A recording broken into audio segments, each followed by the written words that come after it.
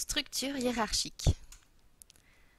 La structure hiérarchique d'un document traduit l'organisation logique de son contenu. On organise un contenu en parties, elles-mêmes composées de sous-parties, que l'on peut encore subdiviser en sous-sous-parties.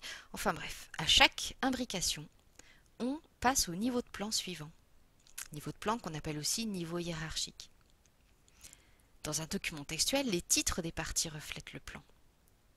Elles apportent au lecteur une possibilité de vue synthétique, à travers un sommaire qui montrerait seulement le premier niveau de plan par exemple, au début du document, et une possibilité de lecture non linéaire, en particulier avec une table des matières exhaustive qui montre tous les niveaux et qui permet d'aller directement à la partie qui nous intéresse. La structure hiérarchique est une notion générale qui s'applique à différents objets. Dans un document texte, les titres en sont l'exemple le plus frappant, mais on retrouve aussi cette notion avec les listes et les sous-listes, qu'elles soient à puce ou numérotées. Plus original, dans un classeur, on peut regrouper les données selon un critère et les visualiser de façon synthétique. Dans cet exemple, ce sont des données d'enquête réalisées sur des lignes de transport en commun.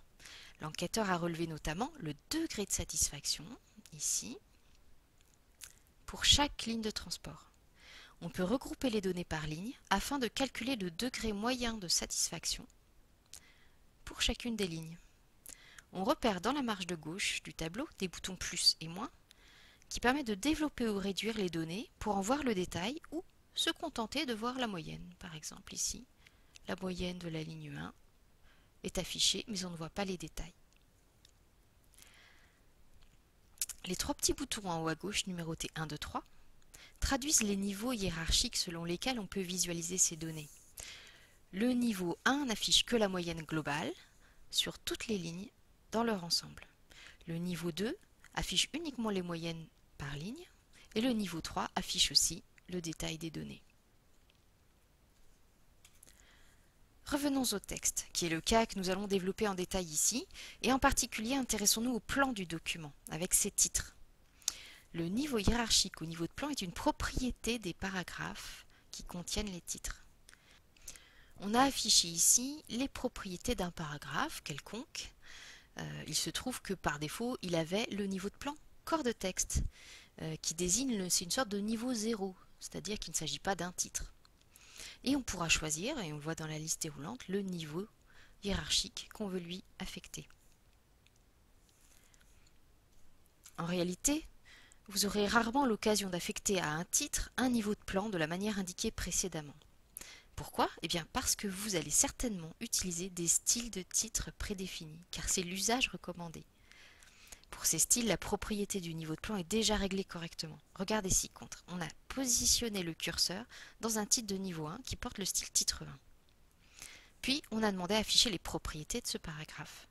Vous voyez que le niveau de plan est déjà réglé à niveau 1. Il ne peut être modifié. Pour ce qui concerne les listes, si vous vous appuyez sur des styles de listes prédéfinis, cela se comportera de cette manière également. Voyons maintenant un usage plus rare mais qui peut être utile. Imaginons que votre texte est parsemé d'exemples qui portent chacun un intitulé. Vous pouvez décider d'y affecter un niveau de plan qui permettra de les faire apparaître au bon endroit dans la table des matières, en plus du plan à proprement parler, celui qui comporte les titres.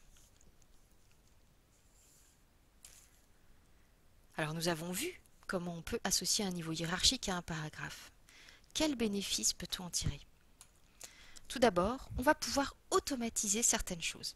En premier lieu, la table des matières pourra être générée automatiquement et mise à jour pour être toujours conforme au plan, même s'il évolue au fil du temps. Les numéros de pages sont aussi intégrés automatiquement et peuvent être tout aussi facilement mis à jour. Voilà qui nous soulage. De plus, on peut également numéroter les titres de façon automatique, en tenant compte de la structure hiérarchique. On pourra même obtenir une numérotation qui rappelle le niveau du plan supérieur.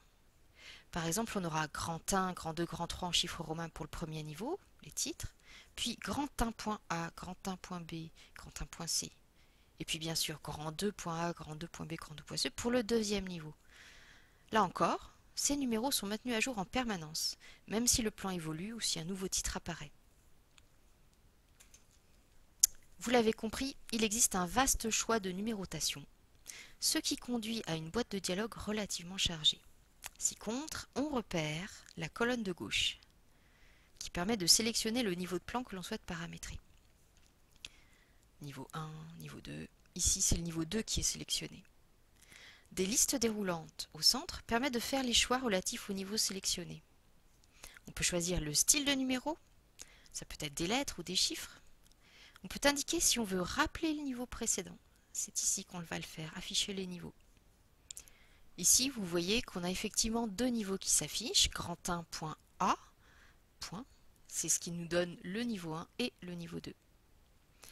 Ensuite, on peut choisir les séparateurs, ce sont ces fameux points. J'aurais pu choisir de mettre une parenthèse ou un tiret. C'est à cet endroit-là qu'on les indique, séparateurs devant ou derrière. En général, on choisit l'un ou l'autre. Un autre bénéfice de cette structure hiérarchique, c'est qu'on va pouvoir manipuler directement le plan.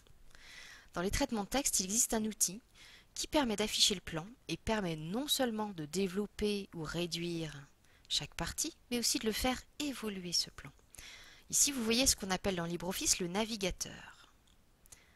Il montre tous les objets du document, bien organisés par catégorie. On y retrouve tout, sauf les paragraphes ordinaires. En particulier, on trouve le plan sous la rubrique titre. Vous le voyez ici.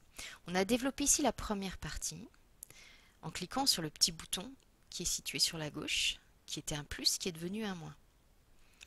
On repère en haut toute une série de boutons et on a mis en évidence le bouton hausser d'un niveau qui permet de remonter d'un niveau l'élément de plan sélectionné.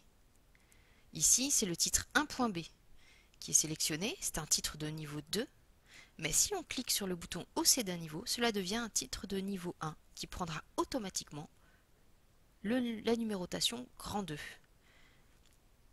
Et d'ailleurs, on se doute que les titres suivants se seraient décalés également et celui-ci serait devenu grand 3, grand 4, grand 4.A, etc. Il reste un dernier bénéfice, celui de l'accessibilité. Si vous êtes malvoyant, vous avez déjà compris de quoi je veux parler. Sinon, essayez de vous mettre à la place d'une personne malvoyante. Elle utilise un logiciel appelé lecteur d'écran qui lit à haute voix le contenu de son écran, et en particulier des documents qui y sont affichés. Si la structure hiérarchique du document n'est pas indiquée de la façon dont nous l'avons présenté, cette personne doit écouter l'intégralité du texte, même si c'est seulement la conclusion qui l'intéresse. Avec une structure hiérarchique bien conçue, le lecteur d'écran peut lui lire d'abord le plan et lui permettre d'accéder directement à la partie qui l'intéresse. Ça change tout. J'espère que vous êtes maintenant convaincu que cela vaut la peine d'intégrer la structure hiérarchique d'un document selon le bon usage, par l'intermédiaire des propriétés des paragraphes de titre. On en retire tellement d'avantages que le petit effort que cela représente semble bien minime.